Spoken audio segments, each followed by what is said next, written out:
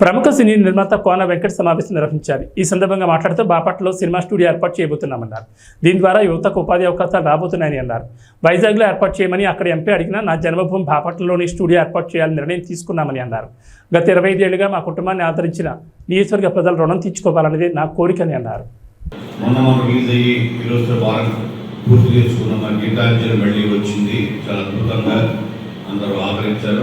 ముందుగా తెలుగు ప్రేక్షకులకి, యావత్ ప్రపంచంలో ఉన్న తెలుగు ప్రేక్షకులందరికీ నా కృతజ్ఞతలు.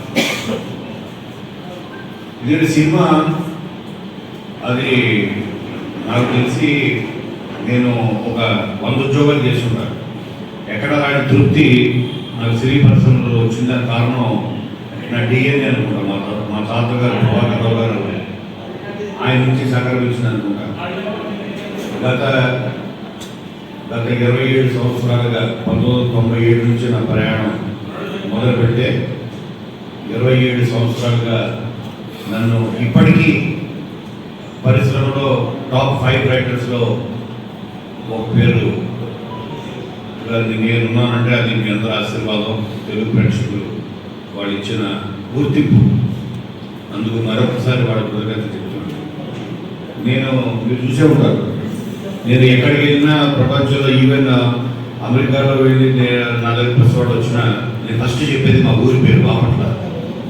ఎందుకంటే మనకి ఏ గుర్తింపు వచ్చినా అది మన మాతృభూమిని, మన విద్య నేర్పిన గురువుని, మన పుట్టిన నేలని మర్చిపోకూడదు అంటారు. అది నాకు ఎందుకో నాకు బాపట్ల అంటే ప్రేమ. నేను అమెరికాలో కూడా ఎంతో తెలుసు పెట్టాలనుకున్నాను. 14లో వచ్చింది నాకు ఐడియా అప్పుడు. కాకపోతే మా కుటుంబం, తాతగారు మీకు తెలుసు 15 సంవత్సరాలుగా ఆయన ఇక్కడ ప్రాతినిధ్యం వహించారు. తర్వాత మా బాబాయ్ గారు 10 సంవత్సరాలు, అంటే 25 సంవత్సరాలు మేము ఈ బాపట్ల నియోజకవర్గానికి మా కుటుంబాన్ని ఆదరిస్తూ వచ్చారు. ఇక్కడ ప్రజలు అంటే మా మీద ఆదరాభిమానాలు చూపిస్తూ వచ్చారు. నా పార్ట్నర్ ఎంపీ సత్యనారాయణ గారు ఎంతో తెలుసు, విశాఖపట్నం ఎంపీ. సార్ ఇక్కడ పెడతాం రండి అని. లేదు సార్, నేను నా పుట్టినూరులో నా స్వస్థలంలో నేను పెట్టాలి. దానివల్ల కనీసం ఒక 500 మందికి మినిమం ఇక్కడ ఎంప్లాయ్మెంట్ పెరుగుతుంది, పైగా ఎకానమీ పెరుగుతుంది. ఎందుకంటే స్టూడియో అనేటప్పటికీ ఇప్పటికీ నేను 2 బాలీవుడ్ సినిమాలు రాస్తున్నాను.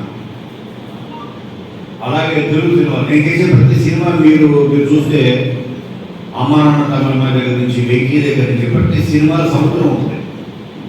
అంటే విశాఖపట్నం ఉంటుంది. మొన్న వచ్చిన నిన్నుకోరి కూడా గల్లీ రౌడీ. ఆ సముద్రం హైదరాబాద్కి అత్యంత చెరువులో సముద్రం బాపట్లే కదా. కాబట్టి ఇక్కడ స్టూడియో పెడితే వాళ్ళందరినీ వైజాగ్ వెళ్ళే బదులు ఇక్కడికి తీసుకురావచ్చు. ఇక్కడ ఎకానమీ డెవలప్ అవుతుంది, ఉద్యోగాలు వస్తాయి, 10 మందికి ఉపాధి దొరుకుతుంది. అలాగే ఎకానమీ ఎలాగంటే ఇక్కడ లోకల్ పెరుగుతుంది, ట్రాన్స్పోర్ట్ ఇండస్ట్రీ పెరుగుతుంది, కార్లు, ఈ ట్యాక్సీలు, చాలామంది లేబర్ ఉద్యోగం దొరుకుతుంది. ఇది ఒక పరిశ్రమ. సినిమా అంత కాలక్షేపం ప్రేక్షకులు మాత్రమే, కానీ దానివల్ల మీరు చూస్తే కొన్ని 100,000 కోట్ల పరిశ్రమ ఇది. మీరు చూసారు, ఇవాళ ప్రపంచ స్థాయికి వెళ్ళిపోయింది మన తెలుగు సినిమా. సో అది పెట్టాలనుకున్నాడు. 14 నుంచి 19 వరకు రఘుపతి గారు ఎమ్మెల్యేగా ఉన్నా ప్రభుత్వ సహకారం లేదురా మనకు అవ్వదు అన్నప్పుడు సరే నేను ఊరుకున్నాడు. 19లో వచ్చిన తర్వాత కూడా పెట్టాలనుకున్నా.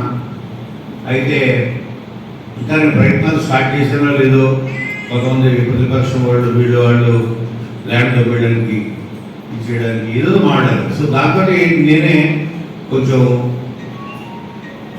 ఫీల్ అయ్యి మనస్తాపం చెంది ఆపేసాను. వాడిని పిలిచి ఇలా బ్రేక్ఫాస్ట్ పెట్టినట్టు బాపట్లలో ఉన్న ప్రతి పార్టీ వాడిని పిలుస్తారు. సార్ స్టూడియో పెట్టాలనుకుంటున్నాడు, పెట్టాలవుతారు. అందరి సహకారంతోనే దీనికి వాళ్ళ రాజకీయ నా కుటుంబం చూశాను కాబట్టి నేను ఏ అడుగేసిన ప్రతి అడుగుని అనుమానిస్తూ దానికి రాజకీయం పూరుతూ చేయడం వల్ల ఈ ప్రాంతంలో జరిగే అభివృద్ధి జరగదు. సినీ పరిశ్రమ ఇక్కడ కనుక వస్తే నేను చెప్తున్నా కదా, ఇవాళ కోన రఘుపతి గారి దృఢ సంకల్పం వల్ల బాపట్ల చాకచక్యం, ఆయన చాణక్యం వల్ల అందరు ఎమ్మెల్యేలు ఒప్పించి ఆయన ఈ జిల్లా కేంద్రంగా మార్చుకున్నాడు. ఇటువంటి చోట ఒక స్టూడియో వస్తే మా తాతగారి పేరు పెట్టాలన్నదే నా ఉద్దేశం. కోన బాపట్ల సినీ స్టూడియోస్ అని అందరినీ పిలిచి అడుగుతారు. దీంట్లో స్టూడియో వల్ల నాకు తెలిసి ఎక్సెప్ట్ స్థలం కూడా నేను నన్ను నమ్మి పెట్టడానికి కొన్ని వందల మంది ఉన్నారు.